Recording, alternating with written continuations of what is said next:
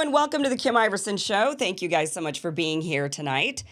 Tonight we have a great show for you. We're going to be talking about the latest of what's happening in Rafah, and we're going to go over the actual ceasefire agreement that Hamas has agreed to, but Israel is seemingly rejecting. They're kind of giving the little runaround on that. They're not saying they're rejecting it. They're certainly not accepting it.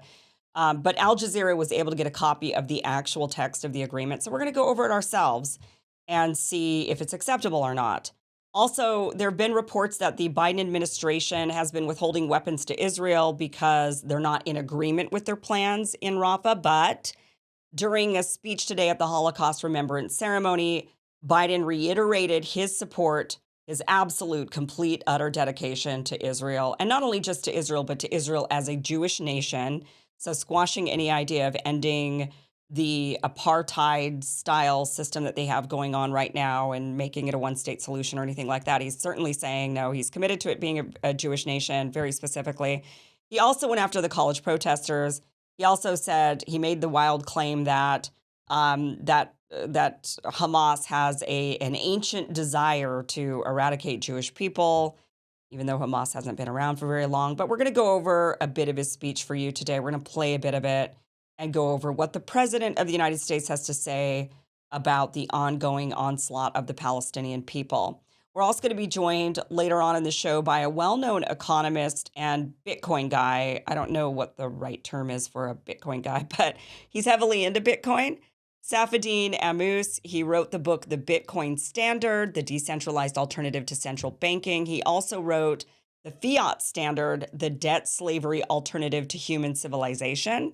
Very interesting. We're going to talk about that because Robinhood, the platform, announced yesterday that the SEC handed them basically a shakedown mobster type letter. They call it a Wells notice, which basically says, we're coming after you. You're next. And Robinhood is the latest SEC victim in a string of SEC crackdowns on crypto platforms such as Coinbase, Kraken, Uniswap, MetaMask.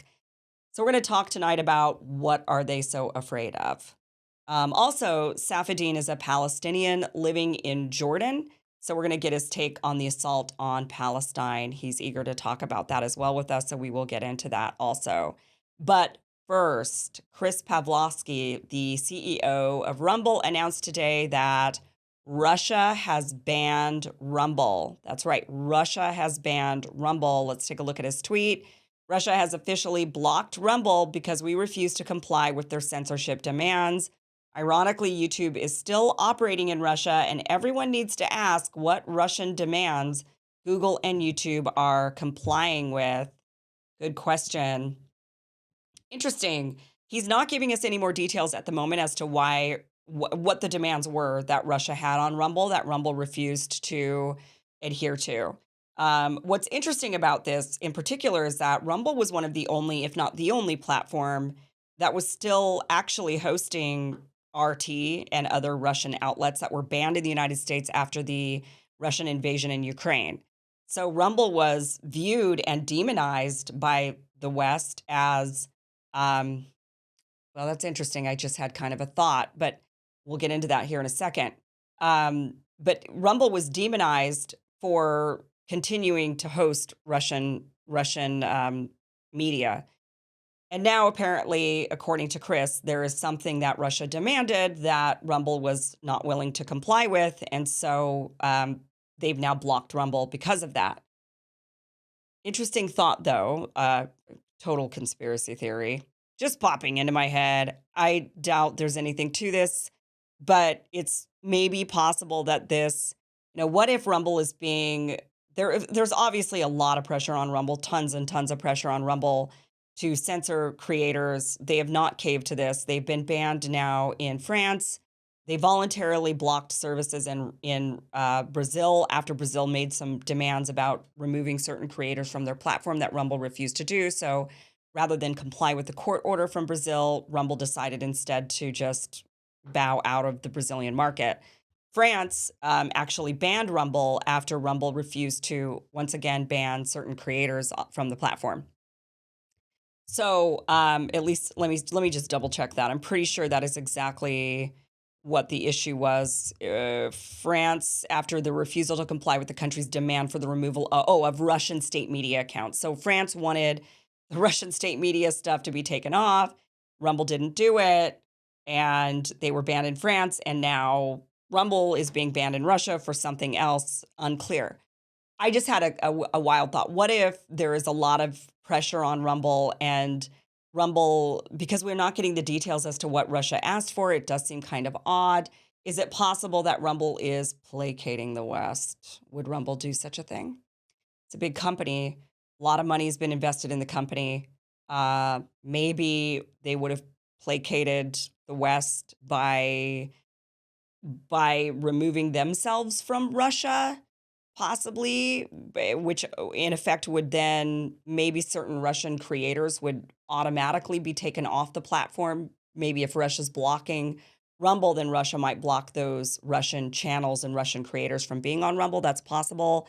And this could be just kind of like a convenient excuse or workaround. But then why would they lie about it? I mean, it's just a thought, right? Because there is certainly a lot of pressure on these big tech companies. You see Elon Musk, he went and did he ended up doing his pilgrimage to Israel after he made some comments, and now he's all in on Israel, strangely.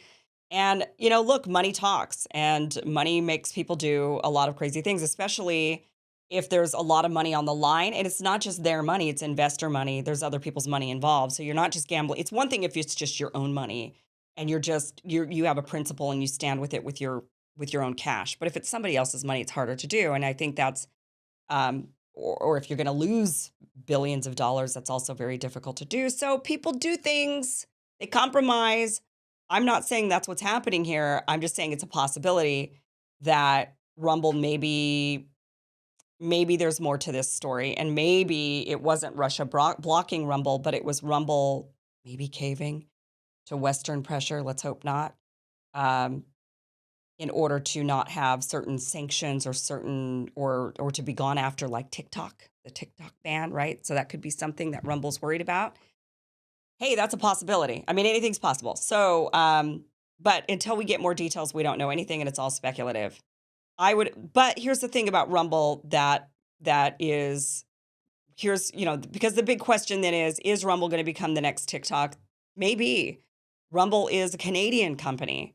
TikTok is a Chinese-owned company. The laws can be written to say any foreign-owned company. I mean, hard to imagine lawmakers doing this, but it's hard to imagine they've done a lot of things that have been difficult to imagine. They could write the laws in a certain way that don't give protections to a Canadian company because they're not Americans, and they're not subject to they're not given the privilege of the First Amendment. Maybe there's also the possibility that Rumble could be, people worry about like what happened to Parler. Could that happen to Rumble where there's ripped off platforms? No, not really. Rumble protected themselves quite well by building cloud infrastructure. When they saw Parler being ripped off of Amazon Web Services, Rumble decided to make their own web services in order to prevent that sort of thing happening to them so that their platform can't be removed from the internet. Same thing with, from the app stores and whatnot. But if you don't own, a phone, there's no Rumble phone, right? We're all using Apple phones or Androids. And so you won't be able to get the app potentially. I mean, there's a lot at stake, especially as companies grow, they get bigger and bigger. There's a lot at stake. And the problem with every company on earth, no matter how good the intentions are, as they get larger and larger, there's always the risk of having to compromise. There's always the risk of having to compromise values.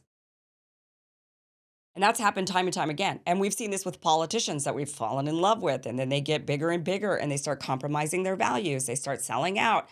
Companies do the same thing. So many of us feel like, we want these champions. We want, like, for example, X, right? Elon's X, that was supposed to be a free speech platform. And slowly it's devolving into not being so much free speech. It's better than it was, but it still does censor and it still does go after certain accounts with certain viewpoints. So everything can be compromised. Everything can be compromised. But the big question is, will Rumble become, like a Parler and be wiped off the internet, or like TikTok?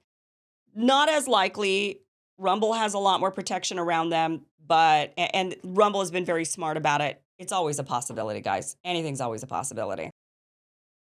Hey guys, thank you for watching this clip from the full Kim Iverson show, which you could catch just by heading to that link down below, KimIversonShow.com. You can watch the full show from what you just watched, or you could catch the full show live Monday through Friday, live streams, 5 p.m. Pacific, 8 p.m. Eastern at KimIversonShow.com.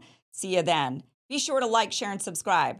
Never miss an episode. Never miss a clip. Never miss a segment. Thanks, guys.